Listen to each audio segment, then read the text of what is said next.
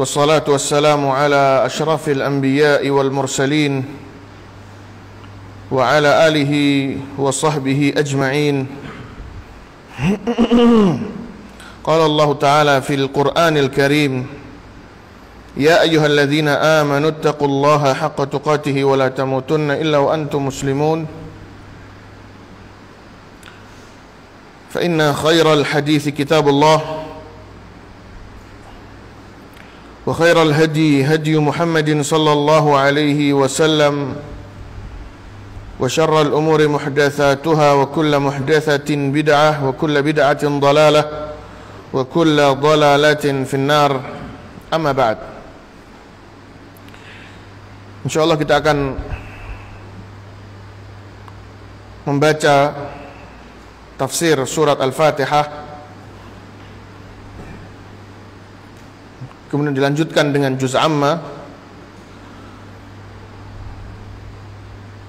sembari kita memohon kepada Allah Subhanahu wa taala agar memberikan kepada kita ilmu yang bermanfaat dan memberikan taufik kepada kita untuk bisa mengamalkan ilmu tersebut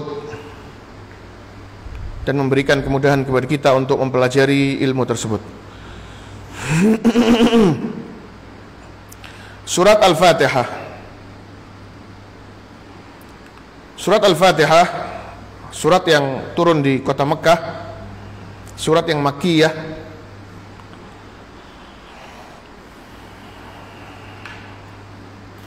Tentunya sebelumnya kita sampaikan ya tentang a'udzubillahi minasyaitonirrajim yang disunahkan dibaca untuk orang yang hendak membaca Al-Quran.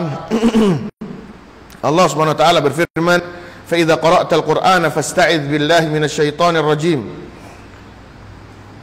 Kata Allah Subhanahu wa taala, apabila engkau hendak membaca Al-Quran, maka mintalah perlindungan kepada Allah dari setan yang terkutuk, dari setan yang terlaknat. Karena tentunya Al-Quran ini dipenuhi dengan hidayah dari Allah Subhanahu wa ta'ala, dipenuhi dengan zikir kepada Allah, sehingga setan pasti akan sangat bersemangat untuk mengganggu orang yang membaca Al-Quran. Maka diperintahkan oleh Allah Subhanahu wa ta'ala kalau baca Al-Quran, ya fasta'idz billah, mintalah perlindungan kepada Allah minasyaitonirrajim, dari setan yang terlaknat, dengan membaca a'udzubillahi minasyaitonirrajim. A'udzubillah artinya adalah aku berlindung kepada Allah, aku memohon perlindungan kepada Allah Subhanahu wa taala, dan tidak ada yang berhak untuk dimintai perlindungan kecuali Allah. Dan a'udzubillahi minasyaitonirrajim ya disunahkan untuk dibaca ketika ada waswasan setan, diberikan waswas untuk berbuat maksiat, diberikan waswas untuk berbuat kekufuran, disunahkan untuk membaca a'udzubillahi minasyaitonirrajim. Kemudian juga disunahkan ketika kita mendapatkan hal-hal yang kita takutkan, ada hal-hal yang mengerikan, maka disunahkan juga, diperintahkan oleh Rasulullah SAW untuk membaca a'udzubillahi minasyaitonirrajim, berlindung kepada Allah. Ya, karena orang yang berlindung kepada Allah, Allah akan lindungi dia.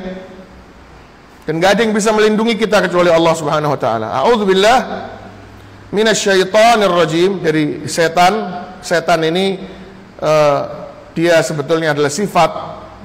Adapun jenisnya, jenis makhluk yang Allah ciptakan ya ada manusia, ada jin, ada malaikat. Itu jenis. Jenis setan ini lebih ke jenis yang jin. Ya, jin yang nakal, yang membangkang kepada Allah, namanya syaitan.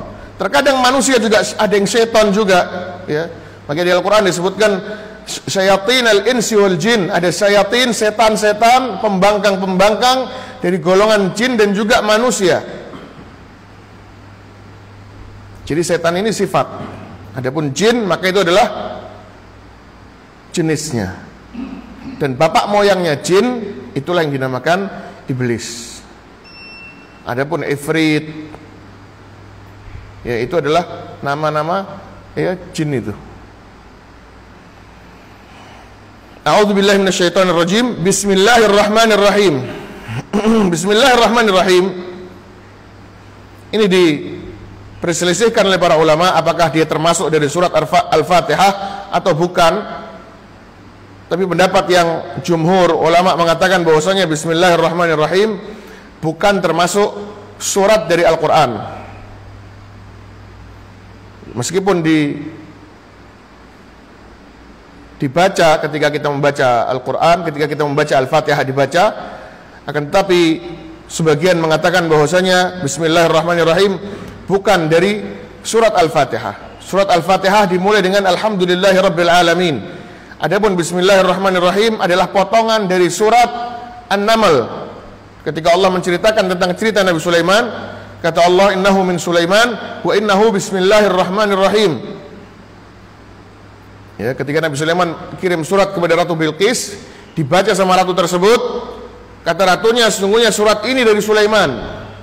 Dan surat ini mengatakan, dibacakan terus tulisannya Nabi Sulaiman, Bismillahirrahmanirrahim. Allah ta'alu alayya wa'tuni muslimin, dan seterusnya. Dan Bismillahirrahmanirrahim, kata Rasulullah sallallahu alaihi wasallam, kata para sahabat bahwasanya kami di zaman Nabi, kami tidak mengetahui ada ayat untuk membatasi antara satu surat dengan surat yang lainnya kecuali setelah turun kepada kami Bismillahirrahmanirrahim. Jadi dulu kalau membaca Al-Quran lanjut terus, nggak pakai Bismillahirrahmanirrahim. Al-Ikhlas lanjut, Al-Falaq, An-Nas terus. Baru setelah turun Bismillahirrahmanirrahim, diperintahkan oleh Rasulullah SAW untuk menjeda, memberikan spasi dengan membacakan potongan surat An-Naml tersebut, ditaruh di setiap awal surat. Apa arti Bismillahirrahmanirrahim? Bismillahirrahmanirrahim artinya pertama Bismillah, dengan menyebut nama Allah. Maksudnya adalah di situ ada kata kerja yang tersembunyi. Apa kata kerjanya? Kata kerjanya tergantung apa yang mau kita kerjakan. Kalau kita mau makan baca Bismillah, berarti maksudnya adalah saya makan dengan mengawalinya dengan menyebut nama Allah. Atau kita mau kerja misalnya, mau berangkat sekolah, mau berangkat kerja, baca Bismillah, berarti maksudnya adalah saya mengawali pekerjaan saya ini dengan menyebut nama Allah Subhanahu wa taala. Ya, kata Rasulullah sallallahu alaihi wasallam, kullu amrin dzibalin la yubda'u fihi bi bismillah fahuwa ajzam atau aqta. Setiap urusan yang tidak dimulai dengan membaca bismillah, maka Allah akan putus berkahnya, enggak ada barokahnya. Jadi ketika makan pun kata para ulama, kalau baca bismillah baru berkahnya turun. Mau melakukan apapun itu baca bismillah baru Allah turunkan keberkahan. Mau copot baju baca bismillah baru Allah tutup kita dari diintip sama jin sama setan. Kalau nggak baca bismillah, oh diinceng kelihatan lagi telanjang. Na'udzubillah min dzalik. Mungkin sama jin setannya bisa dikabar-kabarkan ke dukun-dukun ya. Memulai keluar rumah dengan bismillah tawakkaltu 'ala Allah, maka kata Rasulullah sallallahu alaihi wasallam, ufiya diselamatkan sama Allah, wa wuqiya dijaga sama Allah, wa kufiya dicukupi sama Allah. Kalau baca bismillah keluar rumah, memulai kegiatan keluar rumah dengan bismillah, dicukupi dari setan. Maka setan yang ngintil, ini kata Rasulullah ya, akan dikasih tahu sama temannya, ya kaifa bika bi rajulin qad kufiya wa wuqiya wa ufiya. Ngapain ente kok ngikutin orang yang sama Allah sudah dicukupi, sudah dijaga dan sudah diselamatin? Maksudnya apa? Cari aja orang lain. Banyak yang nggak baca bismillah. Jadi bismillah ini luar biasa ini ya. Ini betul-betul pamungkasnya kaum muslimin. Maka disunahkan untuk dibaca di setiap awal surat. Bismillah, aku membaca dengan nama Allah Subhanahu wa taala, aku memulai bacaan ini. Dan Allah sendiri, Allah, nama Allah itu, nama Allah kan ada banyak ya, yang Allah sebutkan di Al-Quran ada 99, yang disebutkan oleh Rasulullah SAW ada lagi beberapa, dan yang Allah sembunyikan untuk dirinya sendiri juga masih banyak.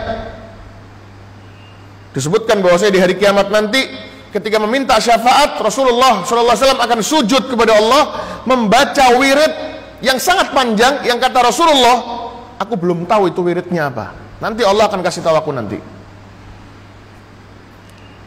Maka Allah ini, nama Allah sangat banyak, dan nama Allah yang paling khusus adalah Allah. Allah itu. Nama Allah yang paling khusus Allah itu. Karena nama Allah ada yang mustarak, ada yang khas. Nama Allah ada yang boleh dipakai sama yang lain, ada yang nggak boleh. Hanya Allah yang boleh punya nama tersebut. Di antaranya apa? Di antaranya contohnya nama Rahim. Rahim itu boleh sama Allah SWT, disematkan nama Rahim ini kepada Rasulullah SAW.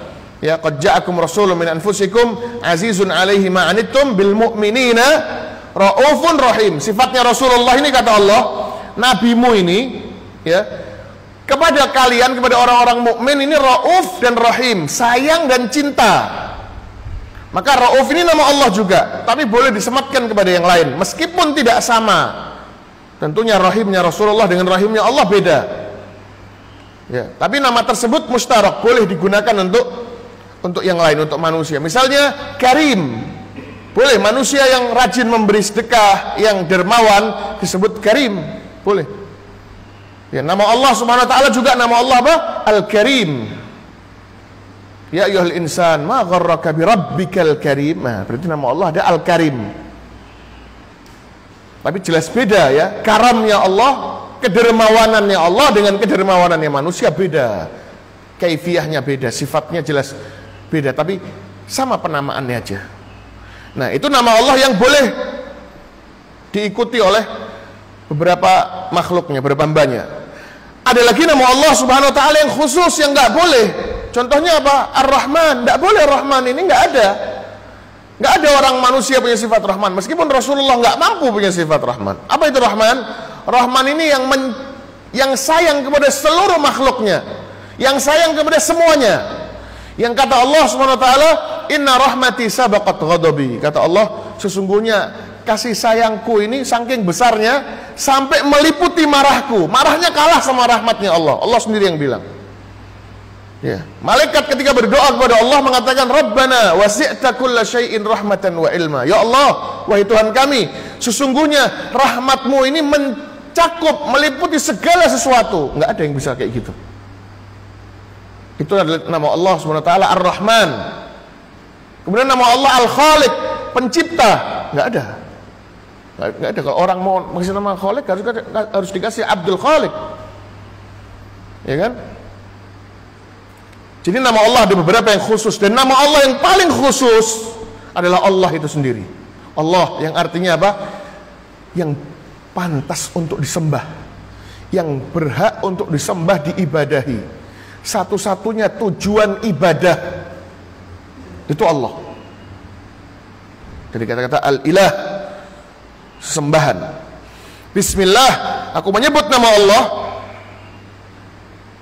Dan ini hebatnya lagi bismillah ini, bahwasanya ism di sini, bi dengan ism artinya nama.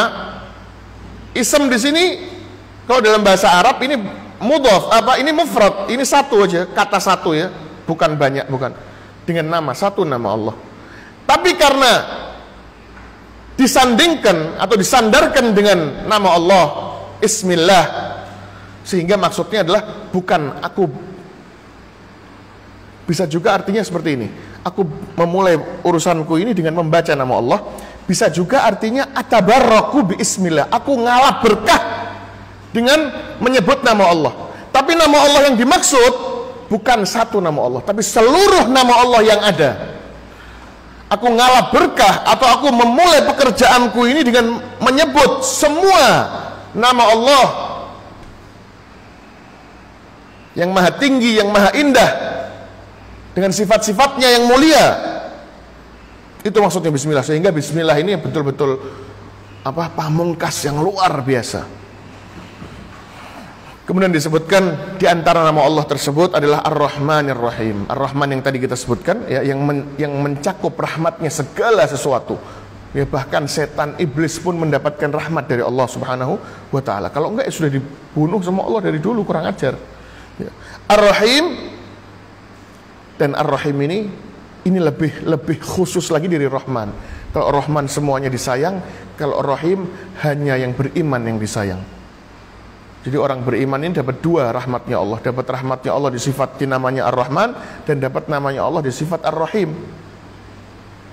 Ya. Dan Ar-Rahman ini dia ada batas waktunya sampai hari kiamat saja.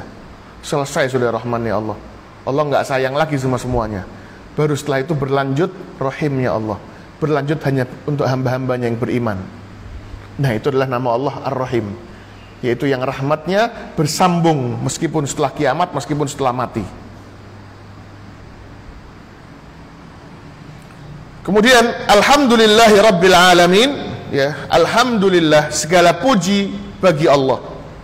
Di sini Allah SWT ya mengajarkan kepada kita agar senantiasa bersyukur kepada Allah, agar senantiasa memuji Allah Subhanahu wa taala dengan mengatakan alhamdulillah, yang artinya adalah segala bentuk pujian. Ya, segala bentuk pujian hanya bagi Allah. Segala bentuk pujian, segala bentuk kebaikan hanya milik Allah. Hanya disandarkan kepada Allah Subhanahu wa taala. Apapun yang terjadi, itu alhamdulillah. Ya, pujian ini beda dengan pujian kita memuji presiden, memuji raja, beda. Karena kalau memuji raja hanya ketika rajanya berbuat baik. Kalau rajanya berbuat jelek ya nggak dipuji. Beda dengan Allah Subhanahu wa taala. Allah alhamdulillah ini, ya, alhamd di sini maksudnya adalah apa? Pujian yang diucapkan di segala kesempatan. Setiap hal yang terjadi, segala puji bagi Allah. Kenapa? Karena nggak ada yang elek. Takdirnya Allah nggak ada yang jelek. Semuanya pasti ada hikmah yang baik di belakang itu. Semua pasti ada hikmahnya. Nabi Khidir ketika membolongi kapal, ya, Nabi Musa aja yang wali nggak tahu, protes. Kenapa kok bolongin kapal ini? Ya, apa dia bilang? Litughriqa ahlaha laqad ji'ta syai'an imra.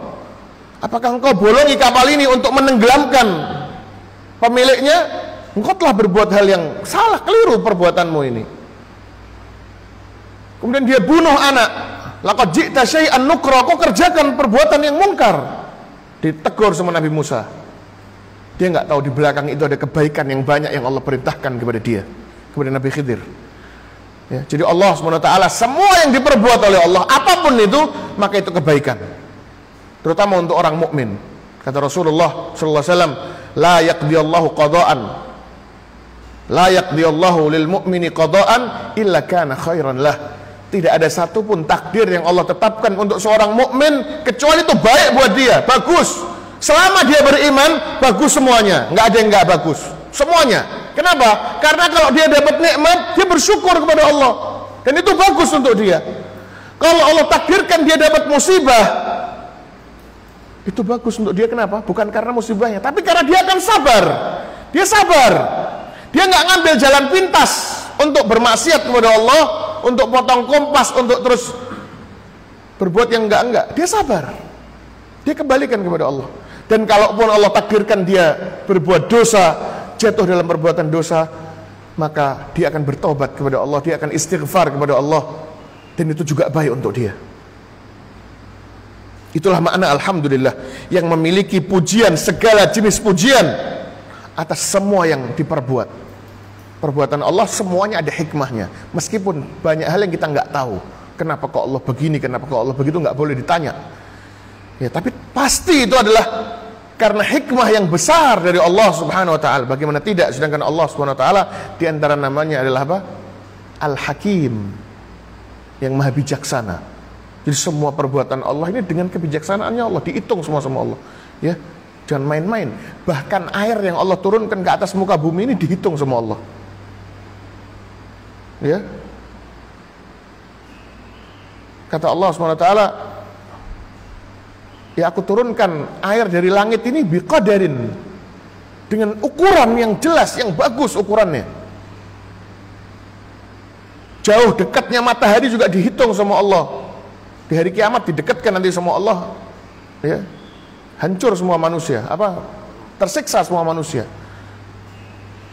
Jadi semuanya perbuatan Allah SWT dengan hitungan yang matang. Rabbil alamin, alhamdulillah, segala puji bagi Allah. Siapa Allah SWT? Rabbil alamin. Rabbun, yang namanya Rabb itu pasti memiliki setidaknya 3 sifat, 3 kekhususan, ya, 3 atau 4 sifat. Yang pertama adalah al-khalq. Rabbun itu ketika kita berdoa ya Rabbi, ya Rabbi, siapa itu Rabb itu? Rabb itu yang memiliki 3 hal atau 4, yaitu al-khalq, yang pertama pencipta manusia, war-razaq, kemudian setelah diciptakan dia memberikan rezeki kepada manusia tersebut, kepada makhluknya, dan juga al-mulk, kerajaan. Ditambahkan sama para ulama wa tadbir, dan penguasaan. Allah yang menguasai segala sesuatu, dikendalikan semuanya oleh Allah Subhanahu wa taala. Allah yang memiliki semuanya dan Allah yang mengendalikan semuanya. Semuanya taat sama Allah. Semuanya yang taat, semuanya taat kepada Allah. Satu-satunya makhluk yang bisa nggak taat hanya manusia, itu pun sama Allah dikasih batas waktu. Satu-satunya makhluk yang nggak taat sama Allah, ya, yang diberikan kebebasan sama Allah cuma satu aja, manusia. Yang lainnya nggak bisa. Ya, bumi dan langit ketika diciptakan oleh Allah Subhanahu wa taala, kata Allah apa? I'tiya tau'an au karha. Ketika diledakkan sama Allah itu, sehingga terbentuklah langit dan bumi, sama Allah dipanggil langit dan bumi, datang kau ke sini berdua. I'tiya tau'an au karhan. Kamu mau atau nggak mau ke sini cepat, kata Allah. Maka keduanya mengatakan apa? Bal ataina ta'i'in, ya Allah, kami datang kepadamu dengan taat, ya Allah. Kenapa? Karena nggak punya pilihan. Mereka tahu Allah sebagai Rabbnya, pemiliknya, penciptanya, penguasanya, yang bisa mengendalikan hanya Allah. Dan di hari kiamat nanti pun ketika langit terbelah juga sama juga. Idza sama'un syaqqat, ketika langit terbelah. Kenapa kok bisa terbelah? Wa adzinat li rabbiha, nurut sama Tuhannya. Wa huqqat, dan memang pantas bagi dia. Dia nggak punya pilihan lain. Siapa dia emang yang mau membantah perintah Allah? Ya. Alhamdulillahi Rabbil Alamin, dan Rabb itulah yang memiliki keempat sifat tadi. Rabbul Alamin, Rabbnya siapa Allah ini? Rabbnya Al-Alamin, seluruh alam, alam manusia, jin dan malaikat. Rabbnya siapa? Allah Subhanahu wa taala. Atau Al-Alamin di sini maksudnya adalah semua selain Allah. Kullu ma siwallah, setiap hal, segala sesuatu, apapun itu selain Allah, maka itu masuk di kategori Al-Alamin ini. Ya. Berarti siapa Rabbnya? Allah, penciptanya Allah, yang ngasih rezeki Allah, siapapun itu, termasuk arsy, termasuk malaikat. Maka segala puji bagi Allah Subhanahu wa taala, ya, pemelihara alam semesta, yang menciptakannya Allah, yang ngasih rezeki Allah, yang ngurusi urusannya semuanya Allah Subhanahu wa ta'ala. Maka inilah kenapa para nabi dan rasul setiap berdoa kepada Allah, doanya ya Rabbi, ya. Seperti doanya Nabi Musa, Rabbi inni lima anzalta ilayya min khairin faqir, ya Allah, ya Rabb, wahai Rabbku, sesungguhnya aku dengan kebaikan-kebaikan yang kau turunkan, aku sangat membutuhkan. Baca ya Rabbi. Semua doanya para nabi Rabbi, ya Rabbi, ya Rabbi. Kenapa? Karena pemelihara, yang melihara, yang ngurusi urusan kita, jauh lebih daripada orang tua kita. Oh, jauh sekali. Maka kita harus menggantungkan urusan kita hanya kepada ini, kepada Rabb yang bisa, ya, mengurusi alam semesta ini. Maka dan juga dikatakan oleh para ulama, Ibnu Katsir mengatakan war-rabbu huwal ma'bud, dan yang berhak disembah ini, satu-satunya yang boleh kita sembah, satu-satunya yang boleh kita tundukkan hati kita kepadanya, ya, hanya yang punya nama Rabb ini. Ya. Yang lain, siapa dia kok kita mau nyembah mereka? Patung, setan, jin, malaikat, siapa? Nggak ngurusin urusan kita, nggak melihara kita, nggak nyiptain, kok mau disembah? Seperti itu. Alhamdulillahi Rabbil Alamin, Ar-Rahmanir Rahim. Sama seperti yang tadi, Ar-Rahman, ya, Allah yang maha luas rahmatnya, merahmati segalanya, merahmati seluruh makhluknya. Itu mana Ar-Rahman, yang memiliki rahmat yang maha luas. Ar-Rahim, Ar-Rahim ini artinya adalah dzu rahmatin wasilah, yang memiliki rahmat yang bersambung terus. Ketika Allah memutus rahmatnya di hari kiamat, ketika Allah memutus rahmatnya untuk orang-orang kafir ketika mereka mati, orang mukmin enggak, Allah sambung lagi dengan rahimnya Allah, terus dirahmati oleh Allah Subhanahu wa taala. Maliki yaumiddin, Ya, Maliki Yaumiddin, Allah Subhanahu wa taala adalah raja. Bisa dibaca Malik atau dibaca Malik. Dua-duanya betul. Malik artinya adalah pemilik, dan Allah pemilik. Allah pemilik segala sesuatu. Dan Allah juga Malik, raja segala sesuatu. Kalau manusia cuma bisa satu aja. Manusia kalau mau jadi raja ya sudah raja. Atau kalau jadi pemilik ya pemilik, nggak bisa dua-duanya. Ya, Raja Saudi, dia nggak punya masjid ini kan, dia nggak punya Indonesia, dia bukan pemilik segalanya, nggak bisa. Tapi kalau punya ya hanya punya aja, punya nggak jadi raja. Tapi Allah Subhanahu wa taala dua-duanya, jadi boleh dibaca dua-duanya. Maliki Yaumiddin atau Maliki Yaumiddin, raja atau pemilik Yaumiddin, hari pembalasan. Di hari pembalasan nanti, hari kiamat nanti, hari dibangkitkannya manusia, ya Allah mengatakan Allah rajanya, Allah pemiliknya. Kenapa dikhususkan hanya raja di hari kiamat nanti? Bukankah dari sekarang raja? Iya, sekarang raja. Tapi tadi itu sama Allah, manusia masih belum menampakkan kerajaannya kepada manusia, sehingga masih dibebaskan manusia. Disuruh milih, faman syaa falyu'min wa man syaa falyakfur. Yang mau beriman ya silahkan, yang mau kufur silahkan, kata Allah. Ayo silahkan. Tapi di hari kiamat nanti Allah betul-betul akan menonjolkan kerajaannya, ditunjukkan sama Allah rajanya siapa. Bahwasanya manusia sudah nggak punya lagi kendali terhadap dirinya. Yauma la tamliku nafsun li nafsin syai'a. Pada hari itu manusia tidak bisa mengontrol dirinya, nggak bisa memiliki.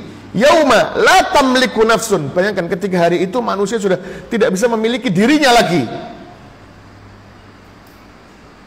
Wal amru yauma idzin lillah. Dan pada hari itu semua urusan Allah yang kontrol semua terserah Allah. Maka Allah menunjukkan di sini ya bahwasanya Allah raja di hari pembalasan nanti. Ya, di kapanpun Allah raja, tapi Allah akan menunjukkan kepada kita kerajaannya, kepemilikannya di hari pembalasan nanti, di hari kiamat nanti.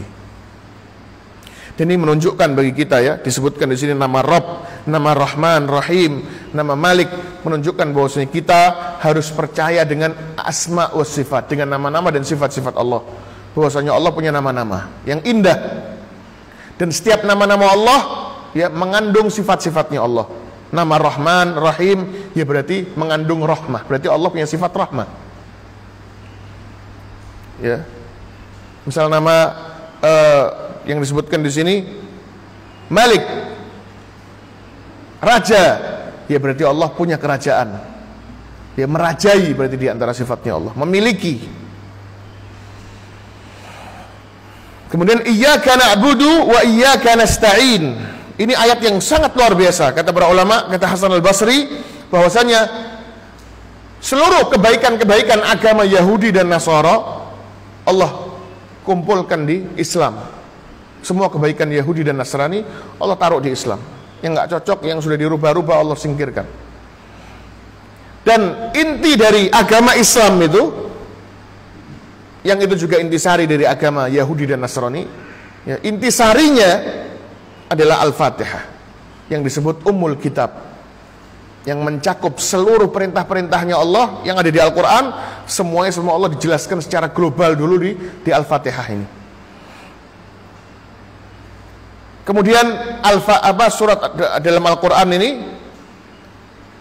dikeluarkan intisarinya lagi menjadi Al-Fatihah, dan intisari dari Al-Fatihah adalah Iyyaka na'budu wa iyyaka nasta'in. Sehingga tujuan hidup manusia harus ini, Iyyaka na'budu wa iyyaka nasta'in. Ini yang kita pegang dalam urusan kita sehari-hari.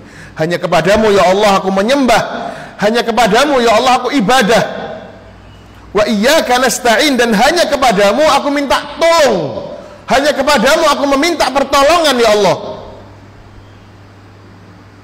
Hidupnya manusia harus berkisar hanya di dua hal ini. Kalau enggak lagi ibadah, ya kalau enggak dia lagi beramal, berarti dia lagi minta tolong sama Allah. Harus dua itu, enggak boleh yang lain.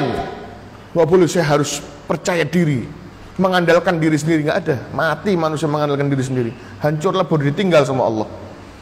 Jadi hidupnya manusia harus antara dua ini. Kalau enggak lagi iyyaka na'bud, lagi hanya kepadamu ya Allah aku menyembah,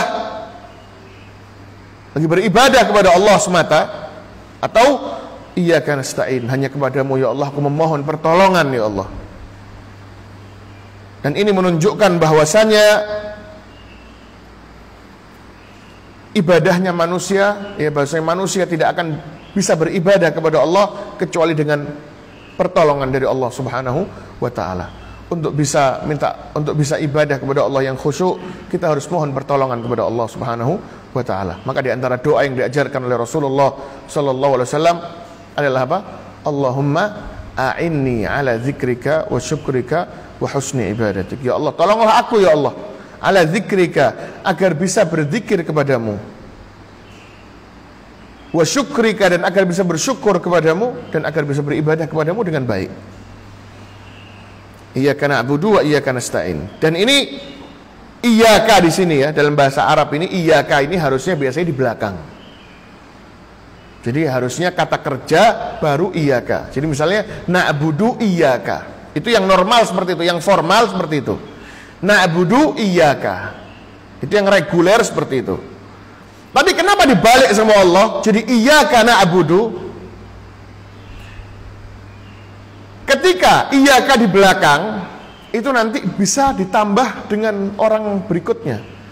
Jadi misalnya aku menyembah iyyaka, kepadamu ya Allah, itu bisa ditambah wa, dan siapa lagi? Aku menyembah kepadamu ya Allah, dan si fulan, bisa seperti itu. Ini sama Allah dibalik iyyakanya di depan, supaya nggak ada lagi tambahan wa. Supaya artinya adalah aku hanya menyembah engkau semata ya Allah. Maknanya adalah apa? Aku memohon pertolongan kepadamu saja ya Allah, enggak kepada yang lain. Itu kenapa iyyaka ditaruh di depan ya. Ini yufidul hasr bahasa Arabnya. Disempitkan maknanya. Enggak boleh sama Allah urusan ini kepada yang lain, enggak boleh. Iyyaka na'budu, hanya kepadamu saja ya Allah aku beribadah. Wa iyyaka nasta'in, dan hanya kepadamu saja ya Allah aku meminta pertolongan. Enggak boleh sama yang lain, apapun alasannya. Kemudian kata Allah Subhanahu wa taala, dan iyyaka na'budu wa iyyaka nasta'in ini ya disebutkan dalam hadis Rasul SAW, qasamtus salata baini wa baina 'abdi nisfain. Aku membagi salat, maksudnya Al-Fatihah ini, antara aku dan hambaku menjadi dua bagian. Ketika hambaku mengatakan alhamdulillahirabbil alamin, maka aku menjawab, kata Allah ya, hamidani abdi, hambaku memuji diriku. Ketika hambaku mengatakan ar-rahmanir rahim, maka Allah mengatakan lagi athna alayya abdi, hambaku menyanjungku. Dan ketika hambaku mengatakan maliki yaumiddin, ini pujian lagi dari hambaku untukku, kata Allah. Baru ketika kita mengatakan, ketika hambaku mengatakan iyyaka na'budu wa iyyaka nasta'in, kata Allah di sini apa? Hadza baini wa baina abdi. Nah, ini adalah bagian antara aku dan antara hambaku. Ini lihat bagaimana Allah SWT berusaha untuk ya menggabungkan, mengkonek antara Allah dengan hambanya. Betapa Allah mau menunjukkan bahwasanya kalian ini terhubung kepada Allah ketika baca Al-Fatihah ini. Kata Allah, ayat ini terbagi dua, haknya Allah untukku dan untuknya hambaku, dan untuk hambaku. Ketika kita membaca iyyaka na'bud, kita masih memuji Allah sampai situ. Dan ketika kita mengatakan iyyaka nasta'in, kata Allah apa? Ini untuk hambaku. Ini permintaan hambaku. Dari mulai iyyaka nasta'in ini untuk hambaku. Dan kata Allah apa? Wali abdi masa'al, dan hambaku akan dapat apa yang dia mau. Dia akan mendapatkan apa yang dia minta. Jadi kalau sholat ya harus khusyuk. Maksudnya apa? Khusyuk itu maksudnya apa sih? Khusyuk itu maksudnya kita harus perhatian dengan sholat kita, dengan makna-makna yang kita baca ini. Karena doa semuanya. Sholat ini artinya doa. Kita memohon kepada Allah, minta kepada Allah Subhanahu wa taala. Ketika baca Al-Fatihah, betul-betul minta kepada Allah agar Allah berikan hidayah kepada kita, agar Allah selamatkan kita dunia akhirat, agar Allah kabulkan doa-doa kita, agar hajat kita dipenuhi semua oleh Allah Subhanahu wa taala, dunia dan juga akhirat. Jangan cuma hajat dunia saja, terlalu remeh, terlalu sebentar. Ya, dan kata Allah apa? Ketika hambaku mengatakan wa iyyaka nasta'in, hanya kepadamu aku minta tolong ya Allah. Kata Allah, wali abdi masa'al, hambaku akan mendapatkan apa yang dia minta sekarang. Allahu Akbar. Lihat, menenangkan hati ya. Orang yang beriman nggak akan stres hidupnya. Nggak ada orang beriman gila, nggak ada. Galau insya Allah juga nggak ada. Dia kalau galau-galau sedikit, dia langsung baca Al-Quran, selesai urusannya. Dia akan sadar semua yang Allah tetapkan bagi dirinya baik untuk dia, bagus semuanya, apapun itu. Dia punya problem apa saja, problem ekonomi, dia akan tahu ini baik untuk saya. Dan saya masih punya kesempatan. Saya masih punya kesempatan. Saya masih bisa iyyaka nasta'in. Misalnya saya sekarang miskin, saya masih bisa iyyaka nasta'in. Tenang, gak usah sedih. Minta sama Allah, minta lagi. Mungkin belum serius kemarin. Ya, bukan mungkin lagi, pasti itu. Belum bangun malam, belum ngotot, belum, kalau bahasa Jawanya ngedrel. Ya Pak, ngedrel betul ya. Ngedrel. Ngedrel harus yang kayak gitu, harus yang goser-goser kalau minta sama Allah. Pikirkan, orang yang minta sama Allah, dia akan pede ketemu siapapun. Itu luar biasa itu. Ya, ketika Allah perintahkan kita untuk sholat malam, untuk sholat subuh, dipersiapkan kita sama Allah untuk ketemu orang-orang, untuk ketemu orang-orang besar. Nggak usah takut. Orang muslim kita masuk kantor gede, megah, istana besar, ketemu raja, tenang, santai. Tenang, santai. Kenapa? Iya, karena selain Anda minta tolong hanya kepada Allah. Anda nyembah hanya kepada Allah. Anda ini mau surga, kok masuk istana sudah gemeteran? Ya enggak? Ketemu orang raja ketakutan. Oh berarti enggak benar ini. Enggak belajar agama.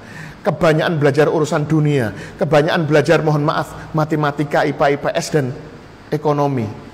Otaknya isinya orang kaya semua. Ketemu orang kaya gemeteran. Oh jangan. Na'udzubillah min dzalik. Lihat sahabat Rasul SAW, Rib'i bin Amir. Rasulullah dipanggil sama Rustum, Raja Persia. Dipanggil sahabat Rasulullah, disuruh ngutus orang. Diutus sama Rasulullah Badui namanya Rib'i bin Amir. Penunggang apa kira-kira? Penunggang apa? Penunggang keledai.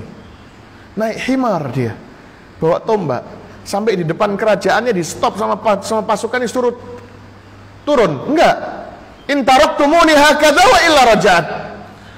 Kalau engkau mau biarkan aku masuk dalam keadaan seperti ini. Kalau enggak, aku pulang. Ana enggak mau kesini, ente yang manggil ana. Ya sudah diizinkan masuk. Dia masuk ya dengan keledainya, nginjekin semua permadani punya raja. Begitu sampai di tangga, dipikir rajanya mau duduk, enggak, dia naik ke depan rajanya, duduk di sebelah kursi raja. Ayo gue mau apa gue? Ayo. Ya, anak ngaji, anak belajar, anak enggak sudi. Ente mau kasih istana, anak enggak mau apa ente? Kita takut karena ngarep sama dia, karena mengharap. Kita nganggap dia lebih tinggi dari kita, enggak ada. Kalau kita mau baca Al-Quran ini, ya, satu-satunya sebab Allah menghancurkan bumi ini karena orang kaya, tahu? Karena orang-orang yang bisa bukan hanya kaya, tapi yang taraf, yang kayanya itu sudah medeni, tahu enggak, Pak? Yang memiliki kekayaan yang gila-gilaan, taraf bahasa Arabnya, bermewah-mewahan, segala macam dia punya. Dia bisa perbuat segala sesuatu. Itu Allah kalau mau hancurkan sebuah negeri, kata Allah SWT, wa idza aradna an nuhlika qaryatan amarna mutrafiha. Kami kalau mau menghancurkan sebuah negeri, kami bikin dulu skenario di situ, kata Allah. Apa? Kami perintahkan orang-orang yang hidup mewah di situ untuk berbuat kerusakan. Dibikin sebabnya sama Allah. Sehingga dia berbuat kerusakan yang banyak, dia sebar narkoba, disebar zina dan seterusnya. Sehingga Allah punya alasan untuk menghancurkan kota tersebut. Ya, jadi orang yang memohon hanya kepada Allah SWT akan kecil di mata dia. Mau orang kaya, mau siapa, mau raja, bukan artinya dia mau kurang ajar, enggak, tapi dia enggak akan takut. Dia enggak akan terus minder, enggak akan terus ngomong sambil nunduk-nunduk, enggak ada.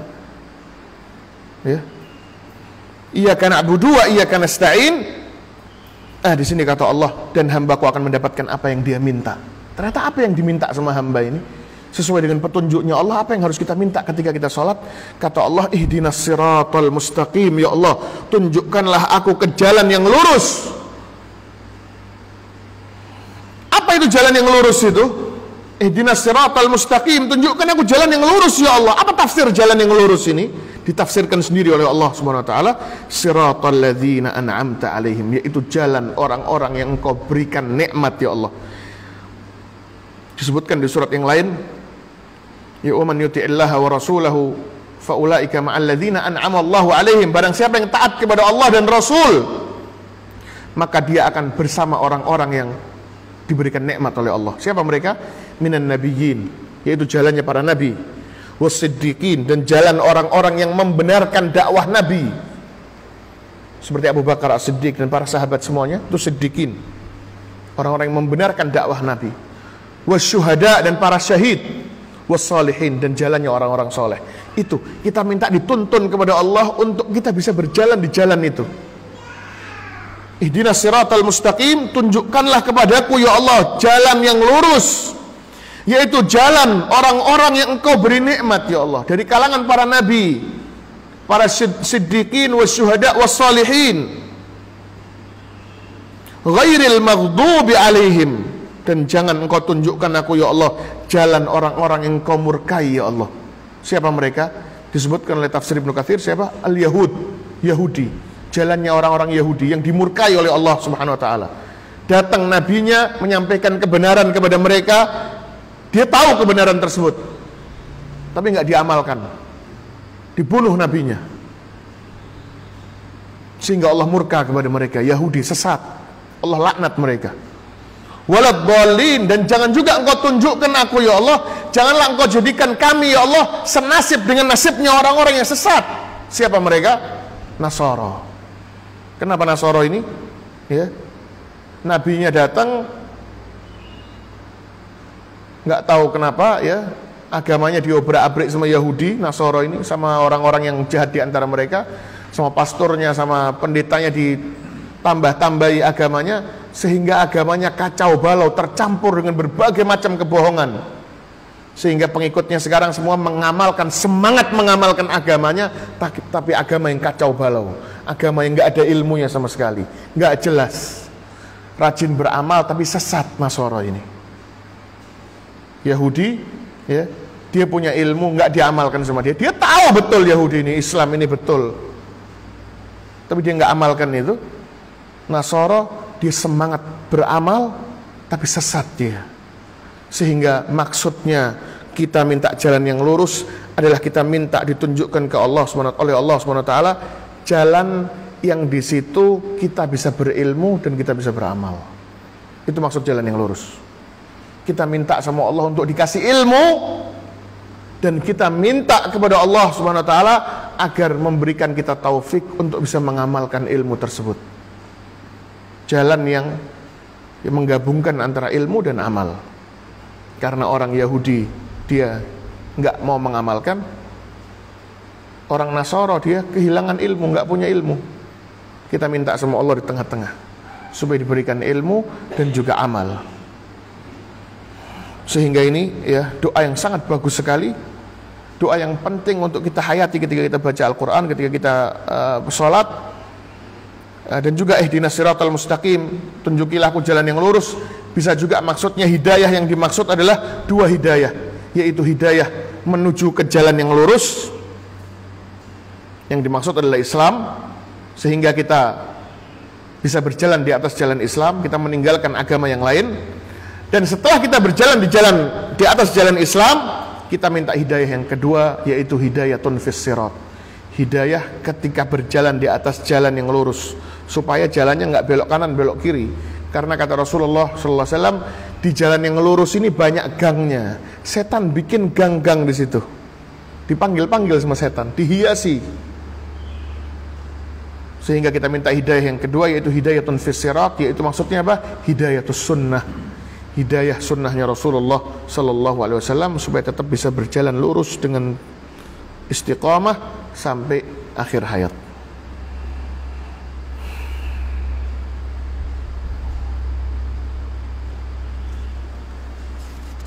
Mungkin ini yang bisa sampaikan pada kesempatan kali ini.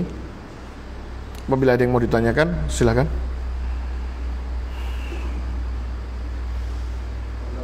Ya. Assalamualaikum warahmatullahi wabarakatuh.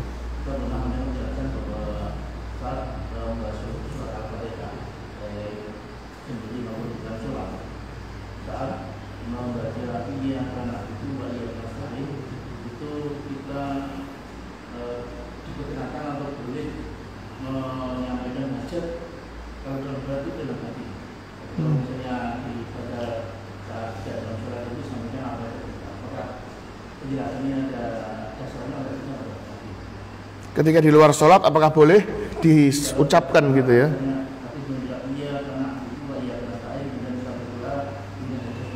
Iya. Iya. Iya. Untuk khusus di iyyaka na'budu wa iyyaka nasta'in, apakah disunahkan untuk berdoa ketika itu? Maka wallahu a'lam, sejauh ini saya belum tahu apakah ada riwayat atau ulama yang menyatakan hal tersebut. Ya, akan tetapi ketika sholat, ya tentunya di situ ada waktu yang sangat bagus, yang sangat mustajab untuk kita berdoa kepada Allah Subhanahu wa taala. Ya, yaitu ketika kita sujud dan juga ketika kita di akhir sholat. Di akhir sholat ini ulama berbeda pendapat. Ada yang bilang sebelum salam, ada yang bilang setelah salam. Itu doa-doa yang dikabulkan oleh Allah Subhanahu wa taala. Ya, yang kata Rasulullah sallallahu alaihi wasallam ketika salam, ketika at-tahiyat, setelah itu berlindunglah dari dajjal, dari azab kubur, dari azab neraka jahanam, dari fitnah dunia. Kemudian kata Rasulullah, hendaknya dia memilih doa-doa yang dia mau. Sebelum salam itu kata Rasulullah, silahkan pilih doa yang Anda mau untuk dibaca ketika itu. Dan ketika sujud pun sama, kata Rasulullah sallallahu alaihi wasallam, ya aqrabu ma yakunu bainal abdi wa rabbih wa huwa sajid. Keadaan terdekat seorang hamba dengan Allah ketika dia sujud. Fa'aktsiru minad du'a, kata Rasulullah, maka perbanyaklah doa ketika sujud.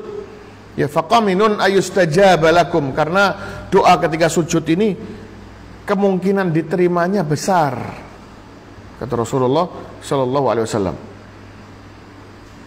Ya. Jadi sangat bagus sekali ketika seorang hamba dia sholat, dia membaca alhamdulillahirabbil alamin, artinya dia memuji Allah Subhanahu wa taala.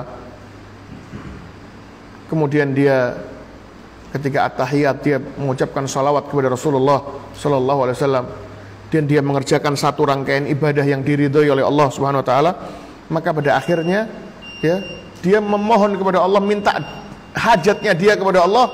Ini tempat yang sangat bagus. Ya, dan memang sering sekali seperti itu ya. Ketika selesai melakukan ibadah, itu memang waktu yang sangat tepat untuk berdoa. Di antaranya ketika sujud dan ketika hendak salam. Ya, adapun ketika di iyyaka na'budu wa iyyaka nasta'in secara khusus, maka wallahu a'lam bishawab, saya belum pernah membaca hadis tentang masalah itu. Ya.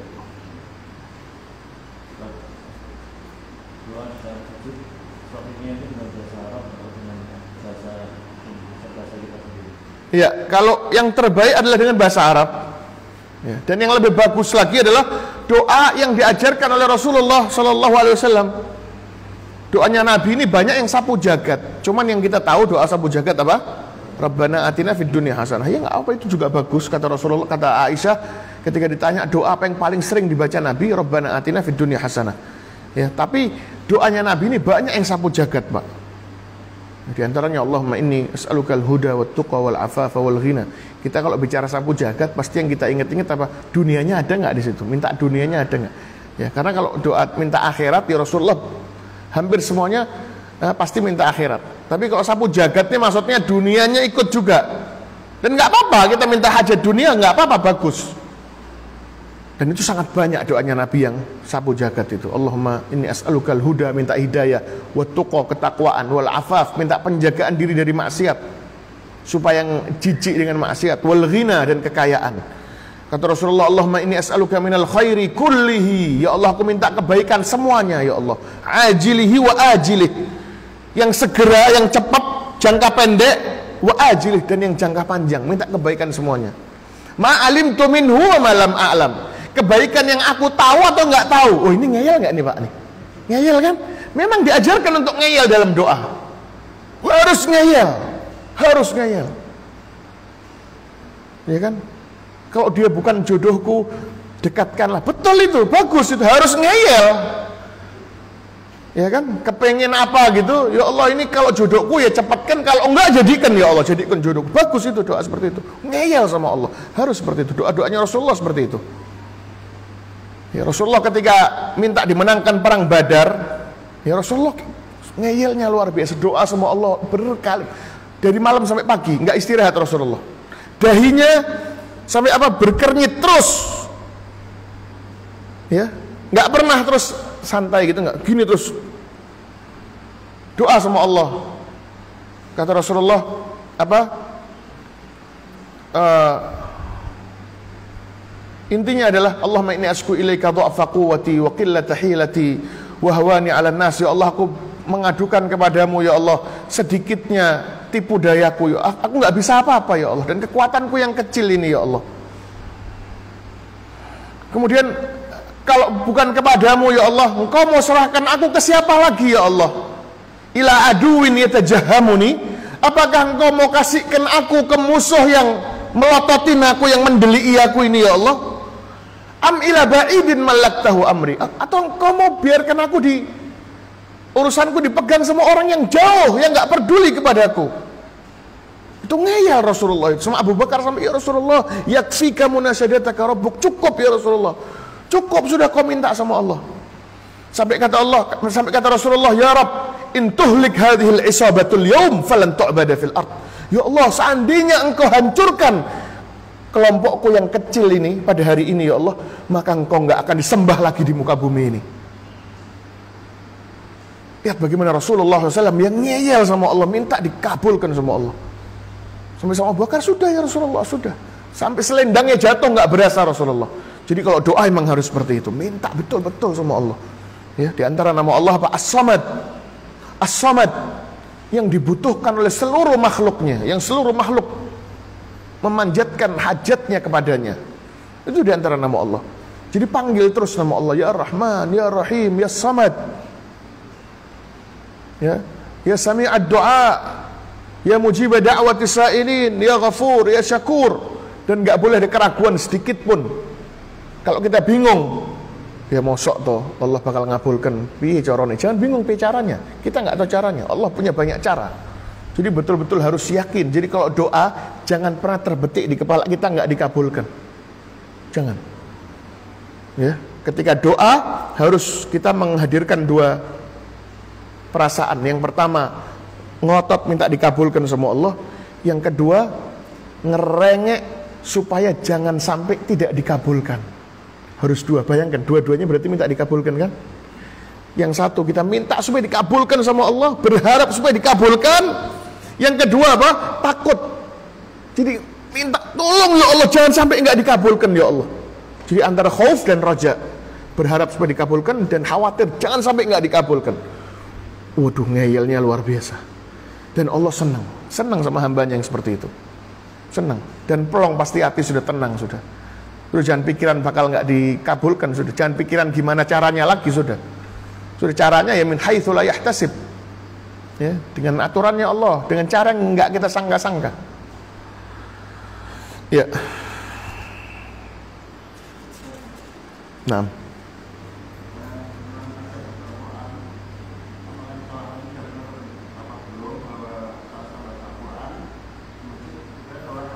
Iya.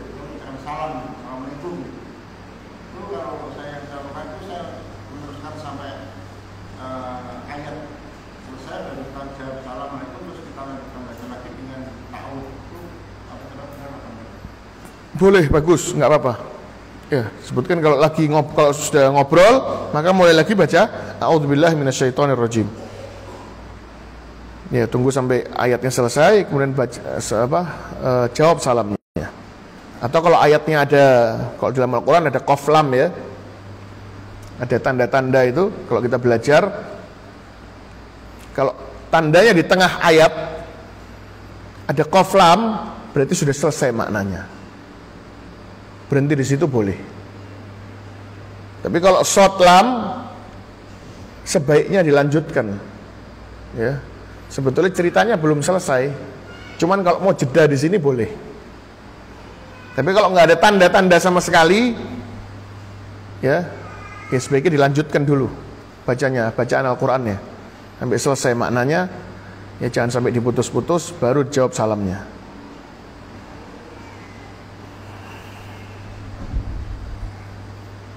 Ya.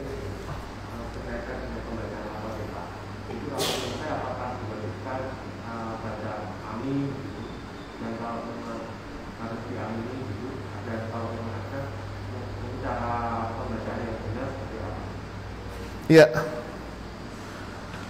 Ketika sholat ya wajib baca amin ya. Di luar sholat wallahu alam, saya nggak tahu, tapi yang jelas diucapkan lebih baik. Dan ketika sholat ini yang perlu diperhatikan, kata Rasulullah sallallahu alaihi wasallam ya, wa idza qala al-imam waladhdallin faqulu amin, kata Rasulullah. Ketika imam mengatakan waladhdallin, maka katakanlah amin. Kemudian kata Rasulullah, fa innahu man wafaqa ta'minuhu ta'minal malaikah ghufira lahu ma taqaddama min dzambi. Karena barang siapa yang bareng membaca aminnya bersama dengan imam dan bersama dengan malaikat, kata Rasulullah, bersama dengan malaikat, dan malaikat itu amin yang barengi imam. Kalau sampai bareng ini aminnya ini, imam, malaikat dan kita, maka kata Rasulullah, dosanya digugurkan, diampuni oleh Allah Subhanahu wa taala. Itu yang penting ya. Jadi diikuti aminnya imamnya seperti apa, diikuti aja. Ya, jangan beda. Kemudian bentuk pembacaan amin ya, yang betul adalah amin. Hanya panjang amin. Amin itu sudah betul itu. Ya, amin itu hanya panjang ya. Minnya juga mau dipanjangkan juga boleh.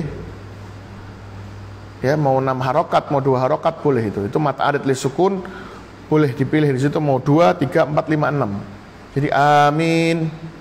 Kalau sudah segitu mesti imam sudah suara mesti cepat amin. Bukan yang lain mungkin mau dipanjangkan amin, boleh juga. Ya. Artinya apa? Amin. Artinya kabulkan ya Allah. Artinya istajib. Kabulkanlah doaku ya Allah. Ya. Ada lagi yang mau ditanyakan? Mungkin dicukupkan. Sekian yang bisa disampaikan. Mudah-mudahan bermanfaat. Subhanakallahumma wa bihamdika asyhadu an la ilaha illa anta astaghfiruka wa atubu ilaik. Assalamualaikum warahmatullahi wabarakatuh.